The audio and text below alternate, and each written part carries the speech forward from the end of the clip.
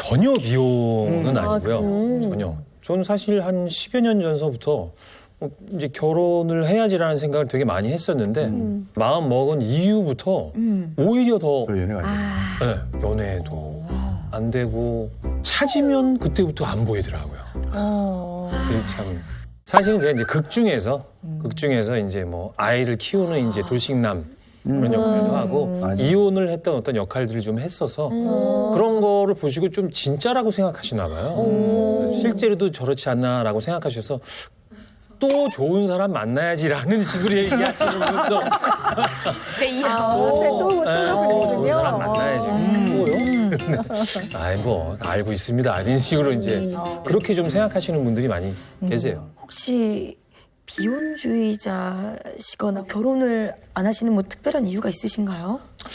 뭐 전혀 비용은 아니고요. 전혀. 저는 사실 한 10여 년 전서부터 이제 결혼을 해야지라는 생각을 되게 많이 했었는데 마음 먹은 이후부터 오히려 더 연애가 안 네, 연애도 안 되고 찾으면 그때부터 안 보이더라고요. 그게 참 근데 작품 수가 무려 60편이면은 지금 이순재 선생님, 남은희 선생님들 일 배우라고 해도 무방한 거죠?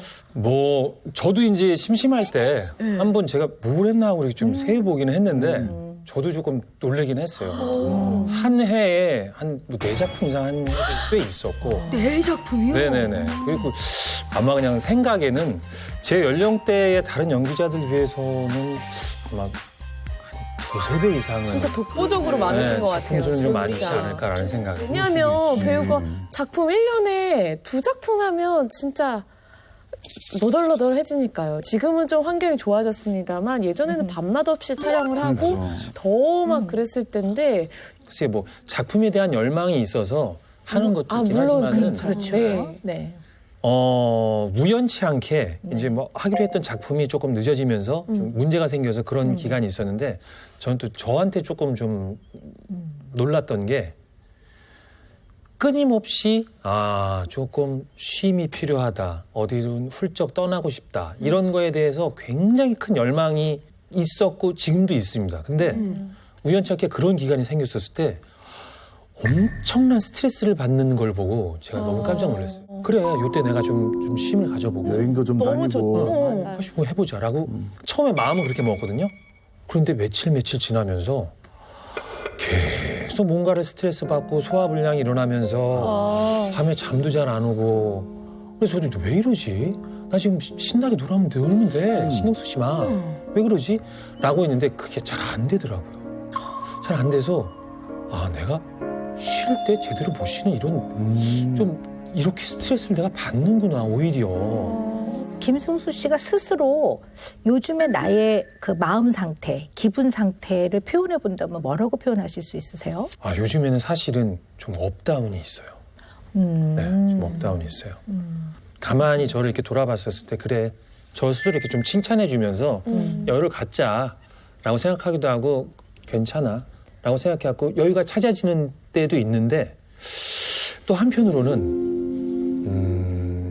제 연기 인생이나 앞으로 배우로서의 인생이 비관적으로 생각될 때도 또 있거든요. 이럴 때에는 또 한없이 이 일을 계속 할 수 있는 사람일까?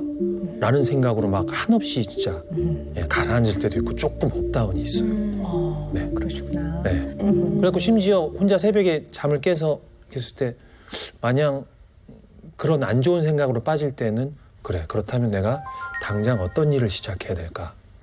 이 일을 관두면 다른 일? 다른 일을 뭐를 할 수 있을까? 이런 거를 막 찾아보기도 하고 그 사실은 진짜 이건 주변 사람들한테 아무도 얘기 안 했었는데요. 마스크 쓰고 모자 쓰고 다니잖아요 요새. 그래갖고 그 배달 그 알바를 제가 한번 해봤어요. 진짜요? 해봤어. 나는 왜 이 얘기는 이렇게 가슴이 아픈지 모르겠어. 해봤는데 근데 저는 오히려 그 경험이 되게 좋았어요. 되게 좋았고 되게 이제 쓸데없는 생각 안 하고 이제 돌아다니고 움직이는 것도 저한테 도움이 됐었고 한편으로는 그래 열심히 하면 뭐 이걸로 살 수 있겠지 라고 생각하면서 그런 경험을 좀 해봤는데 저는 개인적으로는 좋았던 경험이었어요. 근데 지금도 작품 활동 활발히 하시는데 불안해 하시는지. 저도 뭐 형님처럼 그런 생각을 많이 해서 제가 작년에 쉬었었거든요. 쉴 때 그런 고민이 너무 많은 거야. 그러면 자격증이라도 있어야 무슨 기술이라도 있어야 내가 우리 가족들을 이 경제적인 어려움으로부터라도 그래도 조금이라도 꾸려나갈 수 있을까 없지 않을까 이런 생각으로 일종 대형도 따고 요리학원도 다녔어요. 예, 그러셨구나. 예, 뭔가 나한테 이 일이 뭔가. 날아갔을 때 뭔가 나도 이렇게 뭘 하면 먹고 살 수 있게 돼서 막 그런 거를 끊임없이 그러니까 좀 승수 형님이랑 좀 많이 비슷하네요. 얘기를 하다 보니까. 또 혼자 버는 가장들은 이런 고민을 많이 하는 건 사실이긴 하는데요. 그러니까 저는 이렇게 쭉 오늘 얘기를 들어보니까 제가 열심히 사시는 분 맞아요. 맞는데 이 마음 안에 불안과 긴장감이 있으신 거예요. 네네. 네, 뭔가 경제적인 역할을 못하고 있는 상태가 굉장히 수치스럽고 부끄럽고 불안하고 사실은 이러한 수치심 부끄러움과 이런 것이 많이 불러일으켜지면 정신의학적으로는 죄책감이 생겨요. 근데 죄책감이라는 건 뭐 딱히 뭐 잘못을 해서 죄책감이 생기는 게 아니라 내가 이러고 있어도 되나 뭐 이런 느낌이 들고 그래서 몸이 닳도록 몸이 아프도록 일을 하는 게 어쩌면 내가 생존할 만한 가치가 있는 인간이라는 것을 끊임없이 느끼면서 이렇게 살아가셨던 것 같아요. 그러니까 저는 마음이 아픈 게 의학적으로 보면요. 눈 떠서 잘 때까지 받는 모든 정보는 뉴런이라는 대뇌 신경세포로 전달이 되거든요. 그럼 이것이 정보 처리를 하기 위해서 그 다음에 신경세포로 전달이 돼요. 이 정보가 많으면 이게 많이 왔다 갔다 하는 거예요. 네. 그러니까 그것이 굉장히 선한 의도이고 좋은 정보를 하더라도 신경세포 사이에 너무 많이 왔다 갔다 하면 이게 뇌에 해로워요. 어쨌든 해로워요. 너무 많이 왔다 갔다 하면. 그래서 반드시 사람은 잠을 자야 되고 쉬어야 되고 휴식을 해야 돼요. 근데 지금 승수 씨처럼 이렇게 일 중독 계신 분들은요. 이 시간마저도 아껴서 일을 해요. 막 일이 하나가 늘어나면 잠을 줄이고 막. 네. 당연한 거라고 생각했죠. 네. 물리적 한계가 있잖아요. 그렇죠. 체력이든 뭐든 나이도 있고 다 한계가 있는데 시간의 한계도 있는 건데 그렇죠. 이거를 막 다 빼서 쓰면 너무 힘들거든요. 그러면 기분이 좀 가라앉아요. 맞아. 내가 좋아하는 일을 하는데도 이야 이게 아니라 좋지 뭐 일하면 그래서 맞아. 재밌지 그러면 이게 아니라 뭐 이런 약간 이런 상태. 저 평소에 쓰는 말도 그런 말 많이 있어요. 누가 뭐 이렇게 하고 그러면 그게 그런 거지 뭐가 더 있어. 네. 약간 그런 게 좀 있어요. 네. 좀 이렇게 막 어떤 거에 대해서 반응을 네. 사실 진짜 잘 안 해요. 네네. 반응을 잘 안 하고 기쁜 일이 있어도 진짜로 좀 기쁜 일이 있어도 그래 좋네. 네, 그런 상태. 약간 가라앉은 상태라고 봐요. 그래서 원래는 명랑하고 쾌활하실 것 같아요. 근데 지금은 이런 오늘 쭉 말씀드린 것들이 겹겹이 쌓여서 뭐 이렇게 슬프진 않지만 기분이 약간 가라앉아 있는 거죠. 그래서 이것도 정신의학적으로요. 그 명칭이 있어요. 네, 그래서 이거를 네, 약간 기분 부전 상태라고 하는데요. 네, 기분이 조금 가라앉아 있다 이런 거예요. 그래서 뭐 우울증 뭐 이런 것까지는 아니지만 아니고. 좀 우울한 상태라고 보는데요. 사람이 우울할 때가 있죠. 네, 어떨 때 있죠. 우울하면 진짜 슬픈 일이 있을 때는 우울해해야 되는 게 맞아요. 내지는 우울할 만한 일에 감정 반응으로 우울한 거는 그거는 당연한 건데요. 그런 상태는 금방 회복이 돼요. 근데 어떤 기분 상태, 약간 울적하거나 우울한 기분 상태가 최소한 2주 이상 쭉 지속이 될 때는 왜 그러지? 이러고 봐야 돼요. 그래서 이제 가볍게 체크해 볼 수 있는 게 있어요. 그래서 제가 이제 한 번씩 해보시라고 불러드리겠습니다. 네. 식욕이 없거나 반대로 식욕이 지나치게 많은가 하는 걸 볼 필요가 있어요. 어떠세요? 요즘 최근에 뭐 식욕에는 변화가 좀 있으신가요? 그것도 급격히 식욕이 없다가도 어떨 때는 또 굉장히 많이 먹고 싶어하고 그거 조금 네, 왔다 갔다 오르락내리락 네, 하는 면이 좀 조금 있네요. 있어요. 네. 불면증, 잠이 잘 안 오거나 네. 잠이 잘 유지가 안 되던가 새벽에 일찍 깨거나 뭐 이런 것들을 의미하거든요. 이제 그런 경우가 있으신가요? 다 있습니다. 세 가지가 다. 너무 피곤하시겠다. 항상 피로하고 활력이 떨어지시나요? 조금 그런 게 오긴 왔어요. 네. 네. 원래는 운동도 좋아해요. 근데 전보다 활동성도 조금 좀 준 것 같고 의욕도 조금 좀 떨어지기도 하고 네, 그게 좀 생겼어요. 그러시구나. 네. 혹시 이제 뭐 작은 일에도 내가 잘못한 거 아닌가? 내가 내가 별로인 것 같아. 이렇게 조금 본인의 이미지가 잘 타격을 받거나 자존감 같은 거에 이렇게 좀 타격이 있는 일이 많으신가요? 좀 신경 쓰는 편이에요.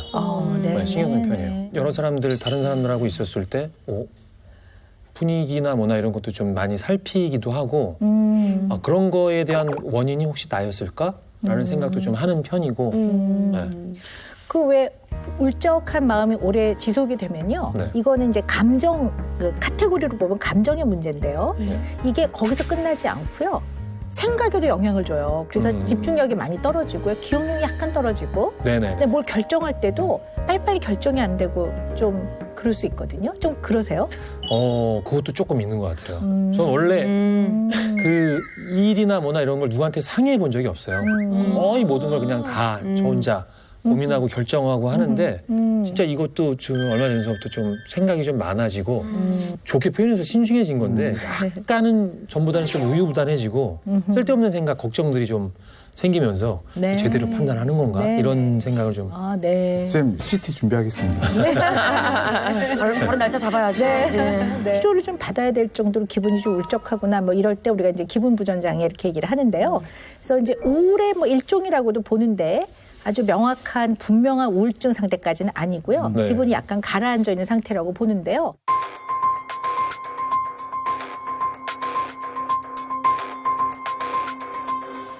그래서 오히려 이 기분 부전장애는 약간 가라앉아 있는 상태로 오래 지속이 되다 보니까요. 이게 그냥 내 모습 같아요. 근데 굉장히 익숙해질 수 있고요. 맞아요. 네네. 그래서 그냥 뭐 내가 원래 그렇지 뭐. 네. 그리고 굉장히 오래 지속되면 이게 그냥 나 같은데 10년 전에 나하고 비교하면 분명히 다른 것 같은 그런 느낌도 들고 네. 근데 오래 지속되는 경향이 있어요. 그리고 이것도 좀 이제 지속되다 심해지면 많이 힘들어지기도 하죠. 네. 그런 걸로 좀 네. 불편한 게요.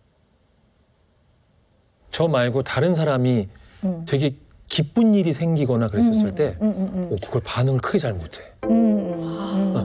되게 애써야 돼요. 네네네. 약간은 그것도 되게 에너지를 막 쓰지 않으면은 상대방이 눈치챌 것 같고 네, 약간 그런 게 좀 어렵더라고요. 네. 제가 음식값이나 술값을 좀 계산을 하지 않으면은 좀 자리가 많이 불편해요. 자리가 많이 좀 불편해서 거의 웬만하면 제가 해야 된다고 생각하고 또 그렇지 않으면 그 자리가 즐겁지가 않은 좀 그 정도. 그런 면이 좀 있어요. 그래서 근데 저는 이제 선배님 후배니까 후배 입장으로서는 사실 선배님이 이렇게 좀 이렇게 밥 사주는 우리 멋진 선배님 약간 그런 의미면 되게 좋은 선배님으로 기억이 되긴 하거든요. 엄청 심하세요? 코로나 이전인데요. 네. 그때 제가 아마 작품이 끝나고 나서 네. 못 만났던 사람들도 이제 많이 좀 만나게 되고 그리고 또 일하는 분들하고 또 모임도 좀 많았어요. 그래서 유별나게 좀 많이 그랬던 때였는데 그때 그때 한 1,400만 원 정도. 밥값이요? 예, 근데 그래서 제가 너무 한 달에. 네네네. 근데 저도 좀 그걸 보면서도 좀 그랬던 게 금액을 보고 그랬구나라고 하는데 제가 그 금액을 쓰면서 물건이 산 게 아무것도 없더라고요. 그래서 이거는 좀 나도 좀 그렇다. 그럼 평상시에는 어느 정도 나오세요? 코로나 이제 지금 이제 시국이라 모임이 좀 많이 줄어들었잖아요. 네네네. 글쎄요, 뭐 그냥 뭐 그것만 따로 계산해 보진 않았는데 한 달에 한 600, 700은 좀 나오는 해요. 네. 근데 거기에 이제 뭐 여러 다른 것도 이제 포함되기도 하고 근데 어느 자리에 갔었을 때 제가 가장 선배인 경우들이 꽤 이제 생겼어요. 그러다 보니까 뭐 그런 말이 있잖아요. 이제 나이 먹으면 입을 닫고 지갑을 열어라. 근데 너무 열린 지갑이니까. 와. 근데 얼만큼 우리 승수 형님께서 네. 야, 이게 음식값으로 많이 쓰는지를 카드 내역을. 아, 좋다, 이거 좋다. 안 되는데. 아. 저기 쭉 나오죠? 와, 진짜 예. 자주 가신다. 여기 보면 그 돼지고기집 네. 2, 3일에 한 번씩 갑니다. 아니 근데 지금 2, 3일에 한 번씩 뭐 만나게 되면은 1차로 저기서 이제 뭐 식사를. 저녁 식사를 이제 하게 되는 경우가 퍼센트로 보면 몇 퍼센트나 되세요? 밥값 계산하시는 게 100으로 본다면? 사실은 제가 만나는 지인들하고의 그 퍼센테이지를 봤었을 때는 99, 8. 제가 아는 지인분들 중에 저를 밥 사주시고 술 사주시는 분은 아는 형님 딱 한 분 이외에는 사실은 웬만하면 제가 다. 아니 근데 이제 이게 의뢰 이렇게 얻어 먹으면은 그냥 뭐 후배여도 그쵸, 다음번에 선배님 형님, 다음엔 제가 살게요. 아니면 뭐 커피는 제가 살게요. 뭐 맞아. 이렇게 얘기하잖아요. 그럼 그때도 계산 못하게 말리세요? 그러니까 그게 좀 이상한 게요. 그렇게 해서 이제 계산을 했던 친구들도 있죠. 근데 제 마음속으로 날 만날 때 앞으로 이런 걸로 좀 부담을 갖게 되면 어떡하지? 이런 게 조금 좀 불편하더라고요. 그래갖고 취소를 거의 대부분 이제. 결제 취소요? 네. 결제 취소시키고 제가 해야 하고 이런 경우가.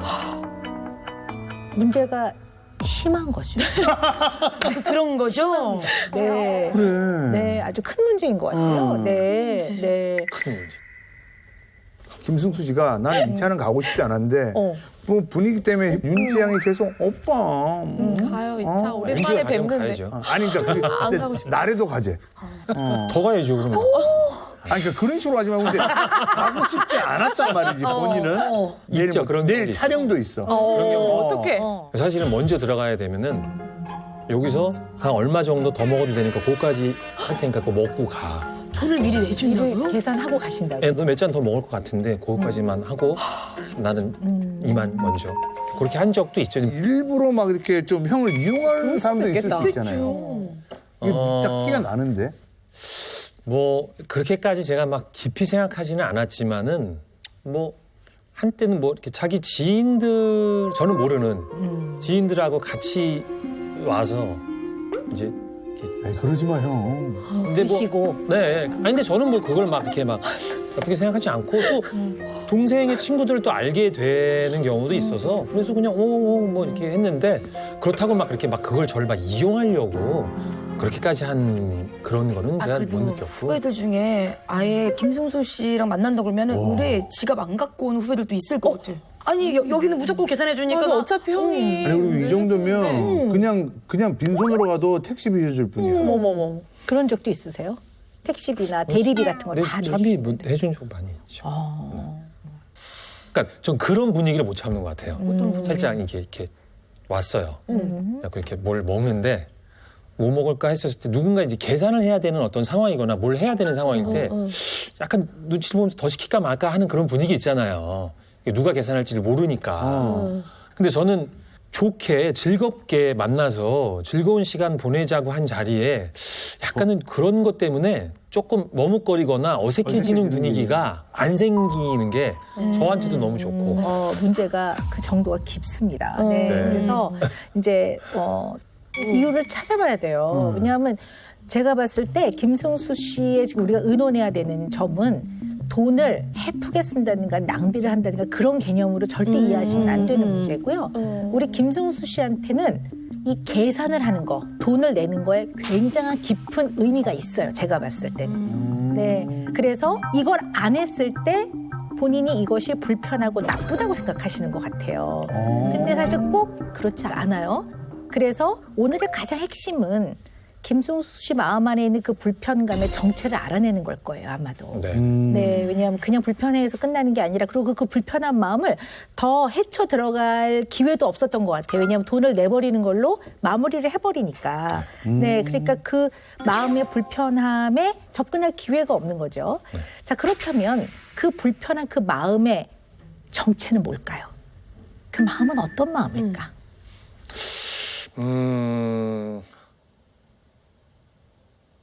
제가 해야 될 역할을 안 하고 있는 것 같은 생각이 들어요. 네.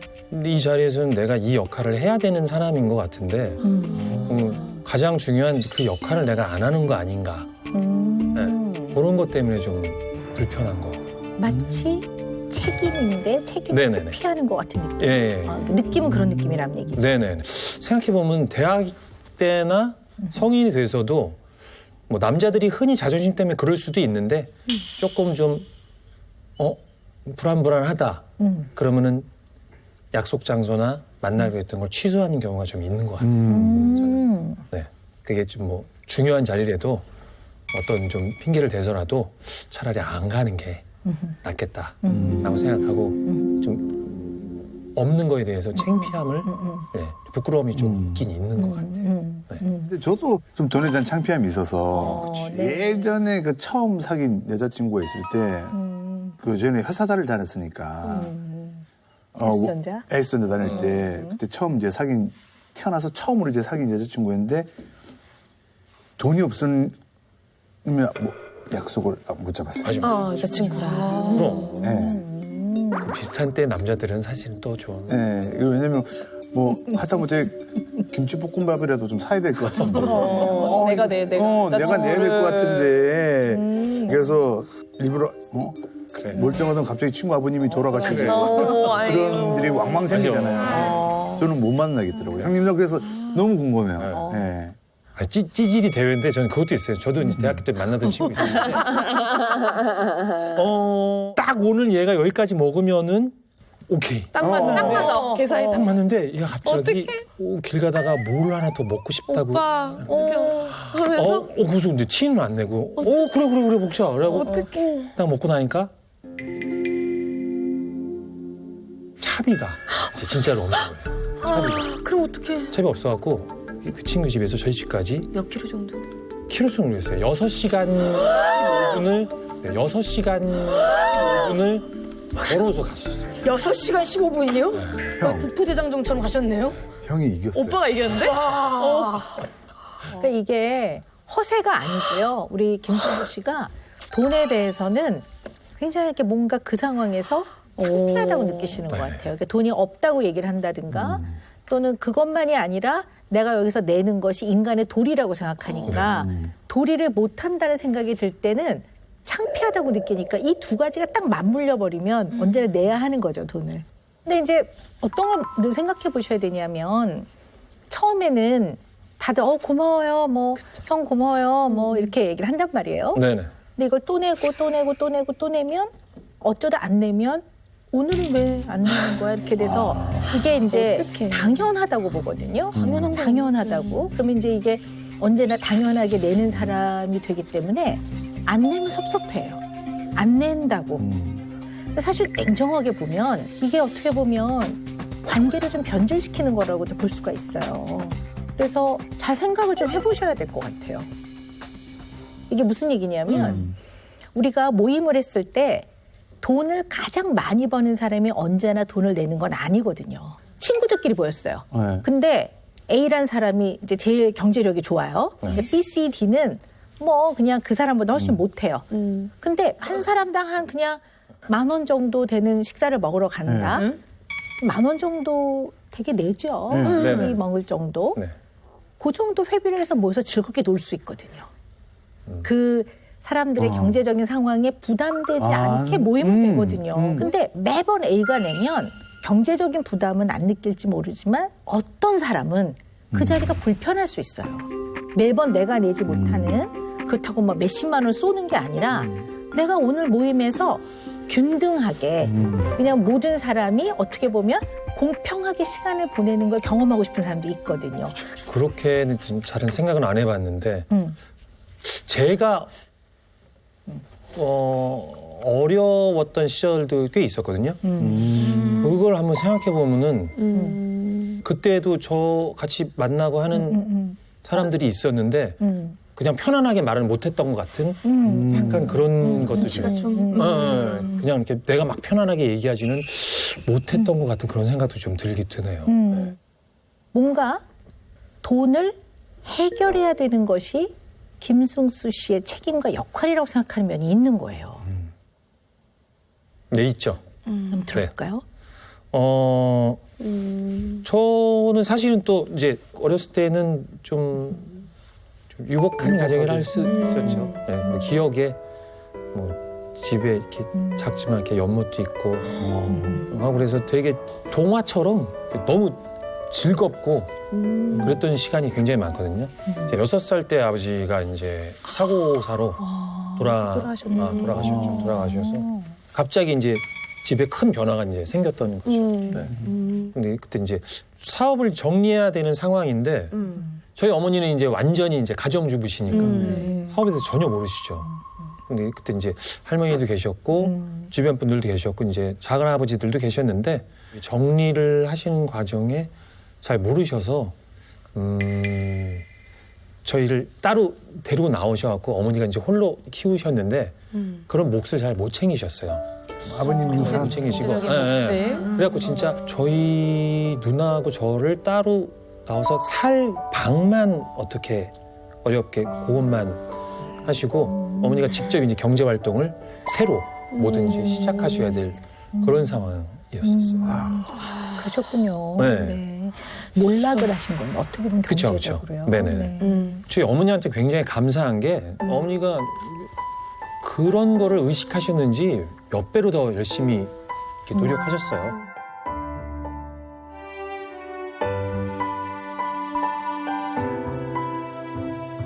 사실 그리고 저희 네. 할머님이 돌아가실 때 저희 어머니한테 돌아가시기 전에 약간 고백을 하셨어요. 뭐라고? 사실 그때 이제 정리하는 과정에 이렇게 경제적으로 뭔가 이렇게 있을 만한 게 있었는데 잘 못할 것 같아서 운영을 잘 못할 것 같아서 이제 누구한테 의뢰도 했고 했었는데 이제 그게 거의 다 사기처럼 다 네. 이제 사라지고 나서서 저희 할머니가 차라리 이제 우리 어머니 너한테 차라리 맡겼으면 오히려 더 좋았을 뻔했다고 굉장히 이제 후회하시면서 네, 그런 고백을 이제 돌아가시기 전에 하셨. 그 사실을 알게 되신 게 김승수 씨가 몇 살 때세요? 제가 9살. 아직도 너무 어려요. 네. 어린 나이. 너무 어렵구나. 네네. 어쨌든 그 뭐 가까운 여러 지인들이 그 일에 연루가 돼 있었을 텐데 네네. 그 사실을 이제 9살 때 알게 되고 그다음에 이제 그 이후에 쭉 성장을 하셨잖아요. 네네. 그러면 그분들에 대해서 이렇게 생각을 해보면 돈과 관련된 어떤 마음이 있으실 거예요. 돈과 관련된 개념. 네네. 그러니까 김승수 씨한테 돈은 뭘까? 뭐 이런 것들을 파악을 해보려면 그때의 기억들은 굉장히 중요할 것 같아요. 네. 어렸음에도 불구하고 사실은 섭섭한 생각이 들긴 들었어요. 제가 더 성인이 되고 난 다음에 뭐 더 그런 거에 대해서 좀 분노가 일었을 때는 그래 난 커서 저 사람들하고는 일체 관계를 연을 끊고 만나고 싶지 않다라는 생각도 가졌었고 이제 그런 것들이 말씀하신 대로 아마 경제적으로 힘들고 어려웠었을 때 좀 그런 생각을 더 가졌었던 것 같아요. 네. 들어보니까요. 이게 참 돈 앞에 정말 장사가 없고 돈 앞에 정말 사람들이 치사하구나. 정말 야 이게 어떻게 이럴 수가 있나 이런 생각이 드셨을 것 같아요. 그리고 이런 과정에서 돈에 대한 개념이 생기신 것 같아요. 네. 그러니까 돈은 없으면 안정감이 깨지고 네. 돈이 없으면 불행해지기도 하는구나 이런 생각을 하시면서 이제 돈을 뭐 스크루지처럼 그렇게 모으는 게 아니라 이렇게 안정된 경제적 어떤 수입이 김승수 씨한테는 굉장히 심리적인 안정과 동시에 또 그게 기본이 돼야지만 행복하기도 하고 네. 그러니까 이 돈이라는 게 굉장히 많은 의미를 가지셨던 것 같아요. 그리고 자꾸 좀 상황이 어려운 사람들을 돈을 내게 하는 거는 마치 굉장히 승수 씨가 치사한 사람이 되는 것 같은 약간 그런 느낌이 있으신 것 같아요. 더 심하게 말해서는 부당하다고 생각하는 도 있는 것 같아요. 네네네. 그거는 하면 안 된다라는 네. 생각을 좀 갖고 있는 것 마치 돈을 뺏는 것 같아요. 네네네. 약간 그런 느낌. 정말 네네. 뺏는 게 아닌데도 그러니까 돈을 안 내면 도리가 아닌 거죠.